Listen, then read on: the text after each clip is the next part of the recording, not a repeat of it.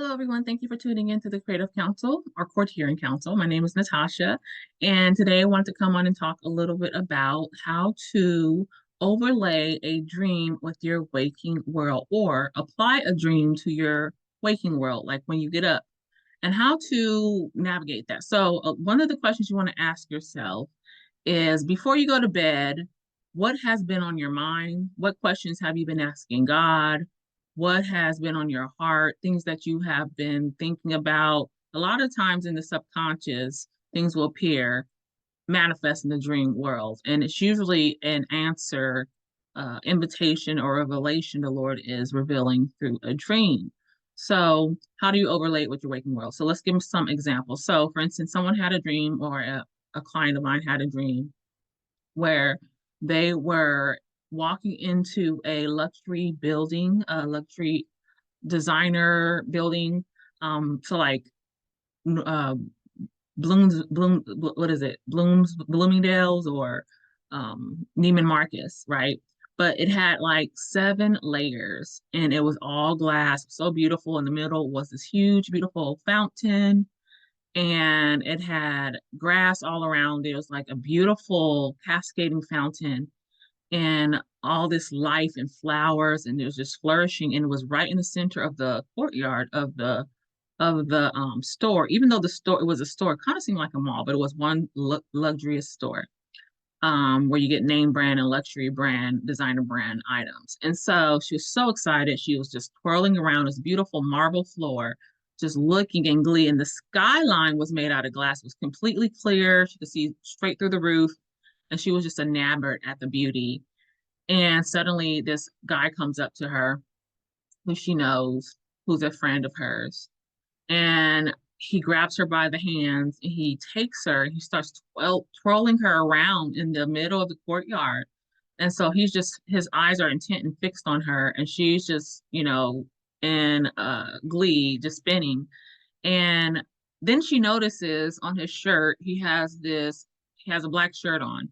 And he has this big, like, when you brush your teeth, he has this like almost like you did the mouthwash, but then it kind of like spilled like on his shirt. So it was like this white toothpaste kind of big stain on his chest.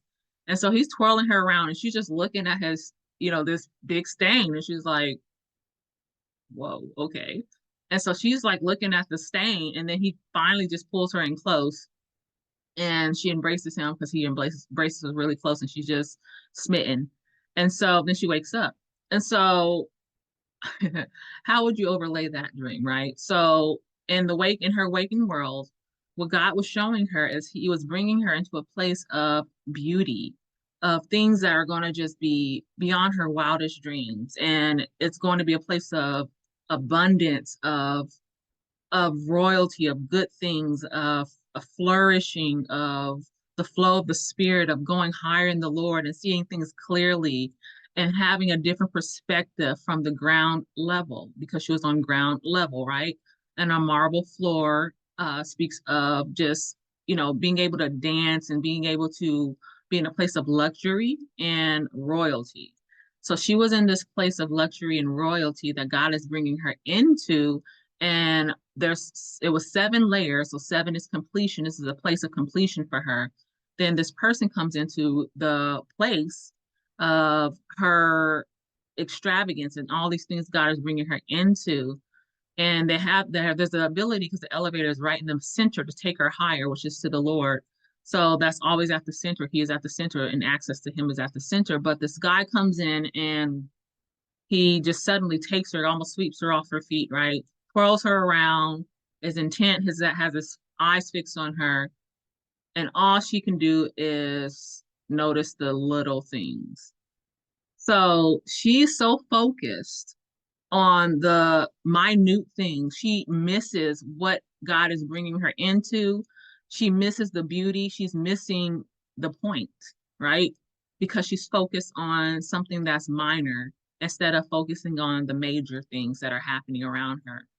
And she eventually did embrace, the guy or whatnot and accept it, but it took her a minute. And so that dream was telling her she was having questions when she was in her waking world about where God was taking her and why has it been so long? And just things she's, was wanting and desiring, and how God was telling her that this was her year of promotion. That's the word that she got for her year. And he's going to bring her into that. And it will be a suddenly, and it's going to be better than she can ever ask or imagine. And it's because she is royal and what she's walked with in him in. And he's going to take her higher in him as well, not just surround her with beauty, but he's going to take her higher in him. And the skies is limitless, basically. That's glass ceiling. There's no um there's clarity, there's openness, and God is going to take her higher in growth. But the people that she is bringing into her life, specifically a someone who helped her and walk with her in that journey, she needs to not focus on the little things. And the thing it's interesting because like a toothpaste stain is so mundane, and so the Lord was telling her, don't focus on the minor, and because you'll miss the major. And so she had that question in her heart, about this person too, like, what about this person, And so God was showing her there are issues, but you need to not focus on that because of what I'm bringing you into. And that will take care of that. So that's how you overlay that. So that's what I mean when you're overlaying a dream with your waking world. So because she had those questions on her heart, she had concerns about where God was taking her, what was next, a person in her life. Now, there's other things you want to take in consideration. If you haven't gone through a lot of healing, you need a lot of deliverance. People could represent familiar spirits, but for her, because she's gone through a process of healing and deliverance and lives a lifestyle of holiness and righteousness, that wasn't a mat. And this person who's currently in her life, so that he was a representation of himself in that dream. But anyhow, so another example of an overlaying dream. So a friend of mine had a dream where she was in a building, and she saw this dog, this beautiful chocolate lab, but it was a puppy. And it ran up to her. She picked him up. He was so cute, but he had a huge, huge head, like over, it was way bigger than his body. It was out of proportion. And she picks up this puppy. She holds him close to her chest, like to comfort him. And he kind of looks at her like, kind of gives her the side eye, like, attitude. And she's like, "What are you doing? I'm trying to like help you." And then she wakes up.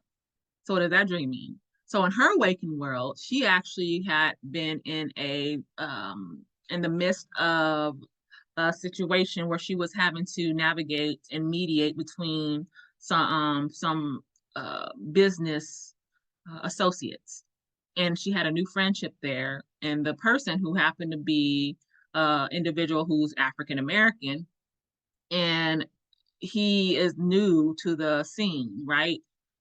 He's not mature, right? But he's new.